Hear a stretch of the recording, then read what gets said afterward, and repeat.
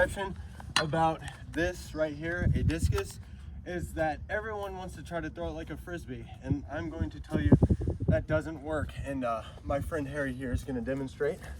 Just go for it. And see, that's awful, and here's why. Throwing discus is all about momentum. To get this metal object to go far, you have to think of it almost like a spring. So for a simple power throw,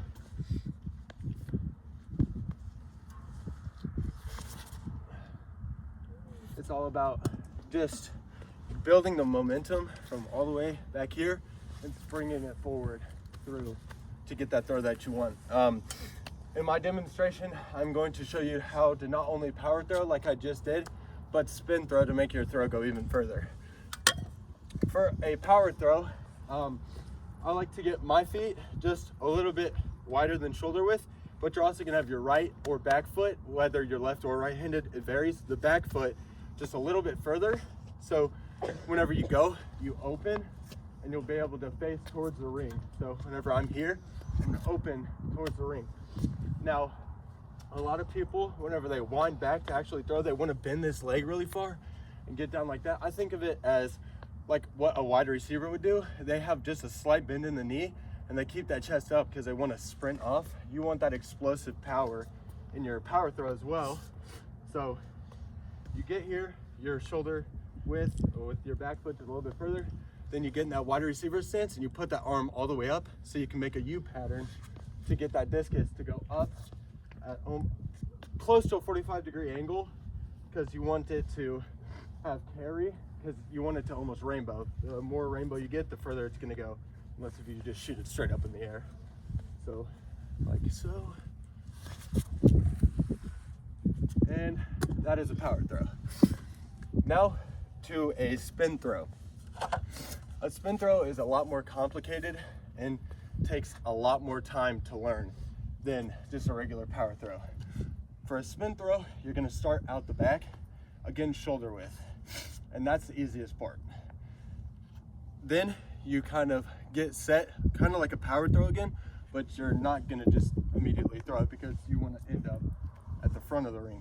The first thing you're gonna do whenever you get here is you're gonna start turning into it, and this foot needs to be on the ball, and you want your foot to turn.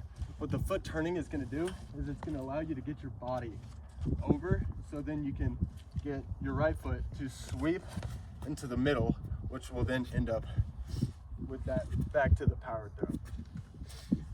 And this is crucial because if you don't get that turn, your sweep will either end up here, and that's how you end up getting hit by someone throwing a discus, or you can overturn it and end up here just throwing it at the shed. So first step, once again, is get that feet to turn and your arm out even with it to allow yourself to get the sweep in the middle. Second is the sweep into the middle. With the sweep into the middle, you want to have a good bend whenever you actually sweep into this middle and be on the ball of your foot, because this foot has to completely turn whenever you actually throw it, because you're gonna end up here, and obviously whenever you're hit, you're faced this way. So whenever you get to that, getting on the ball of your foot is just gonna help you get that spin that you want. And lastly, getting here off of the sweep into the middle, you're gonna want, just like a power throw, you're gonna end up with your feet just over shoulder width with this foot in front, so you then can finish in the middle. Like so.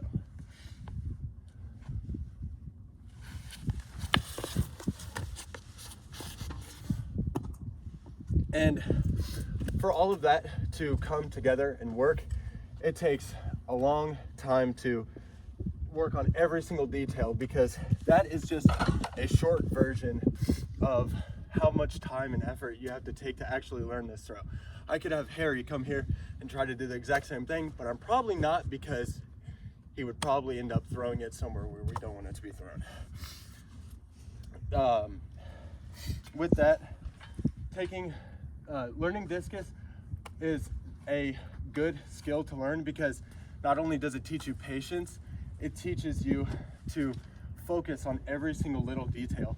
And that's why I love it so much. And if you were ever to want to learn discus, I think it would make you better with not only patience, but really getting down the little things, because every little thing has to come together to end up with a good throw, which I was fortunate enough to make it to state for because I've put countless hours into.